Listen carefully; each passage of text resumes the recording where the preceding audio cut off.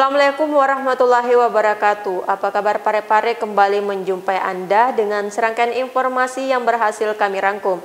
Tetap bersama saya Jauhar Manikam dan saya Usatun Hasana. Berikut apa kabar pare-pare untuk Anda.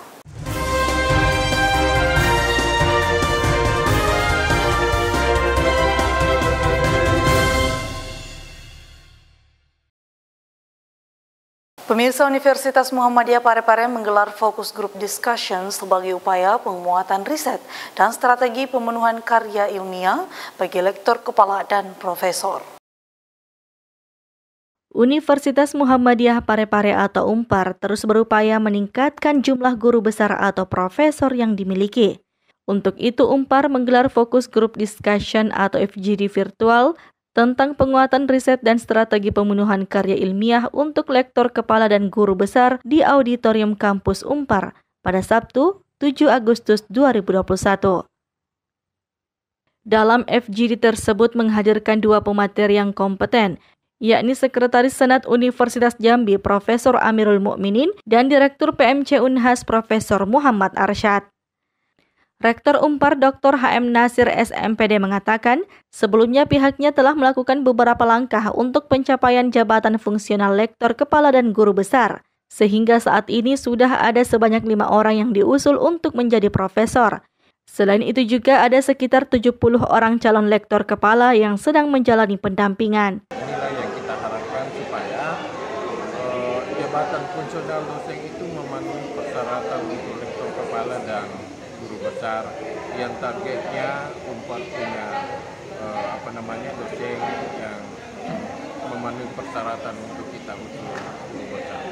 Ya, mudah-mudahan tahun ini 5 guru besar kita usul dan kita akan kita akan promosikan pada 2022 yang akan datang. Sedangkan salah satu pemateri Direktur Publication Management Center Universitas Hasanuddin Makassar Profesor Muhammad Arsyad memaparkan beberapa pesan penting untuk para calon lektor kepala dan profesor. Menurutnya, untuk menjadi profesor, para dosen harus memenuhi syarat khusus karya ilmiah, melakukan riset dan publikasi di bidangnya, serta mencari jurnal yang sesuai di bidangnya. Yang tak kalah penting adalah, dosen juga harus mempunyai peta jalan riset, branding, keahlian, dan profesional. Harus mencari jurnal yang sesuai bidangnya, jangan mencari publikasi artikel yang di luar bidangnya, karena itu tidak akan mensupport kelulusan dalam mengusung profesor. Ya, untuk menjadi seorang profesor, maka harus paling kurang memenuhi standar karya ilmiah atau komponen yang lain. Yang pertama adalah pendidikan, pelaksanaan pendidikan, kemudian penelitian, termasuk yang kita bicarakan, tambah syarat khusus. Jadi kalau orang mau menjadi profesor, maka hal-hal tadi harus menjadi perhatian. Erwin, TV Peduli mengabarkan. Pemirsa, sesuai dengan surat edaran terbaru, pemerintah telah menetapkan pembatasan jam malam hanya sampai pukul 21 waktu Indonesia Tengah. Namun saat melakukan operasi justisi, Satgas menemukan 3 pedagang yang masih beroperasi melewati batas ketentuan. Operasi justisi Tim Penegakan Hukum Satgas COVID-19 Kota Parepare mendapati sejumlah pedagang yang masih berjualan di atas jam 9 malam. Pembatasan jam operasional di masa PPKM masih berlanjut di Kota Parepare sebagaimana diatur dalam Surat Edaran Nomor 060/47/GT.COVID-19 tentang pemberlakuan pembatasan kegiatan masyarakat atau PPKM level 3 untuk pengendalian penyebaran COVID-19 di Kota Parepare.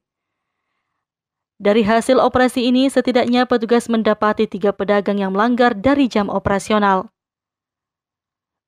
Meski sempat menolak untuk diberikan sanksi, petugas akhirnya memberikan sanksi peringatan kepada 3 pedagang ini. Kita melaksanakan justisi terkait perwali dan surat edaran Wali Kota nomor 48 tahun 2021. Malam ini ada berapa sih yang didapat?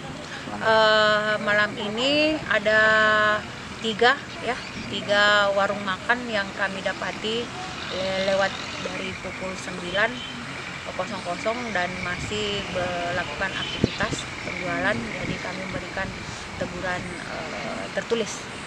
Ini selanjutnya bila ditemukan kembali apa yang diberikan? Dan bila selanjutnya masih melanggar, maka sanksi akan diterima oleh pelaku usaha adalah denda berupa uang sebesar Rp500.000 sesuai dengan Perwali nomor 31 tahun 2020. Erwin, TV Peduli mengabarkan. Pemerintah kota melaksanakan pembayaran perdana PBB tahun 2021 di Kecamatan Soreang. Ini merupakan tindak lanjut dari penyerahan daftar himpunan ketetapan pajak dan SPPT PBB yang telah dilakukan beberapa hari yang lalu. Pemerintah Kota Parepare melalui Badan Keuangan Daerah atau BKD melaksanakan pembayaran perdana pajak bumi dan bangunan tahun 2021 khusus wilayah Kecamatan Soreang pada Senin 9 Agustus 2021.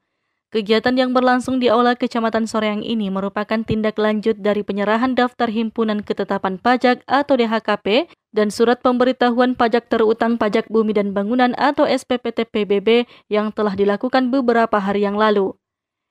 Jamaluddin berharap kepada camat, lurah dan para kolektor bisa maksimal agar target perolehan PBB tahun 2021 bisa terrealisasi.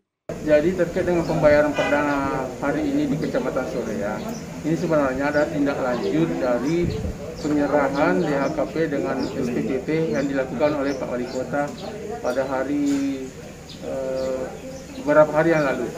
Nah, ini kita sampaikan di kecamatan supaya camat, lurah dan para kolektor untuk memaksimalkan pendapatan terkait dengan PBB. Karena ujung tombak daripada sebenarnya untuk realisasi dengan PBB ini adalah camat dan lurah dan para kolektor. Itu ujung tombaknya yang ada di kelurahan. Sri Ayu, TV Peduli mengabarkan. Pemirsa, aparat keamanan yang berjaga di Pelabuhan Nusantara terpaksa harus memeriksa 6 calon penumpang yang kedapatan membawa kartu vaksin palsu agar dapat diloloskan melakukan perjalanan. Menurut para penumpang ini, mereka membayar Rp350.000 untuk mendapatkan 1 kartu vaksin. 6 calon penumpang kapal diperiksa Kepolisian Sektor Pelabuhan Nusantara Kota Parepare usai kedapatan membawa kartu vaksin yang diduga palsu. Terungkapnya kartu vaksin palsu ini saat petugas melakukan pemeriksaan dokumen penumpang di Terminal Pelabuhan Nusantara Kota Parepare. Dari hasil pemeriksaan polisi, kartu vaksin ini diperoleh para penumpang dari daerah Wajo yang dijual kepada penumpang kapal dengan harga Rp350.000 per kartu vaksinnya. Berangkat di Pelabuhan Parepare ditemukan adanya dugaan penggunaan kartu vaksin yang dipalsukan. Ada berapa, Pak? Sementara ini yang didapat pada saat pemeriksaan kurang lebih 6 kartu yang diduga palsu. Kalau awal pengungkapannya, Pak, seperti apa? Memang rutin anggota ini mendampingi dari pihak pelabuhan untuk memeriksa penumpang yang akan naik ke kapal. Dan ini dia ada informasi, makanya serius ditindaklanjuti dan langsung diperiksa dan didapat 6 kartu vaksin yang diduga palsu. Berasal dari mana? Untuk asal diduga dari Wajo. Sementara polisi masih akan terus menyelidiki kasus tersebut. Dan saat ini sudah ada 6 warga yang diperiksa di kantor Kepolisian Sektor Pelabuhan Nusantara Kota Parepare. Erwin, TV Peduli mengabarkan. Pemirsa, sejumlah pedagang atribut kemerdekaan musiman mulai bermunculan. Menurut pedagang, dibanding tahun sebelumnya, tahun ini penjualan lebih lesu sehingga terjadi penurunan omset. Jelang hari ulang tahun kemerdekaan Republik Indonesia yang ke-76, para pedagang atribut kemerdekaan telah menjamur di sudut kota Parepare. Para pedagang musiman ini telah ada sejak seminggu terakhir. Mereka mengakui bahwa tahun ini adanya penurunan omset penjualan jika dibandingkan dengan tahun-tahun sebelumnya. Pandemi COVID-19 dan masa PPKM membuat penjualan menurun drastis tahun ini. Alhamdulillah ya ada yang laku Kalau dibandingkan tahun kemarin gimana omsetnya nih Mbak? Agak jauh lah sama yang tahun kemarin dengan tahun sekarang. Bagusan tahun kemarin. Oh, bagusan tahun kemarin. Iya. Berarti menurun omset ya? Iya, menurun.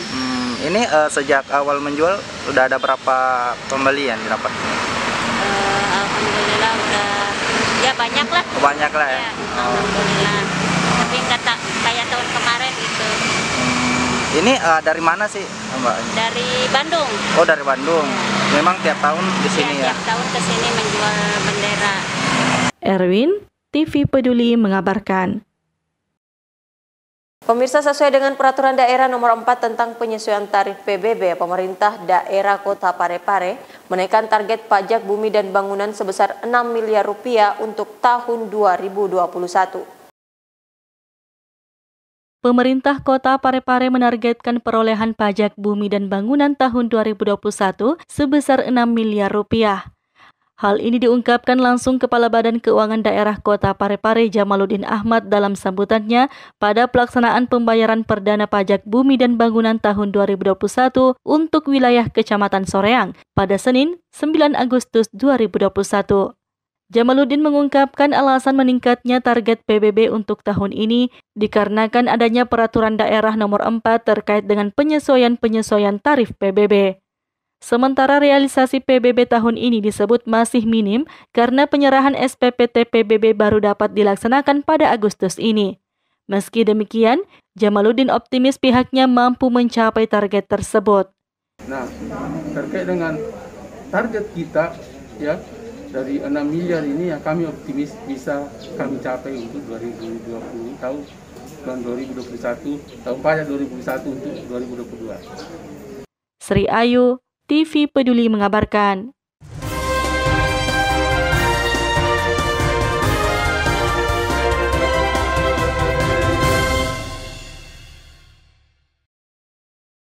Pemirsa, informasi tadi sekaligus menutup perjumpaan kita kali ini. Terus perbarui informasi Anda seputar Kota Parepare dengan menyaksikan persembahan dari TV Peduli. Dan ingat, selalu terapkan protokol kesehatan dengan rajin mencuci tangan, menjaga jarak dan memakai masker saat beraktivitas. Saya Usatun Hasanah. Saya Johar Manika mewakili segenap yang bertugas mengucapkan terima kasih atas kebersamaan Anda dan sampai jumpa.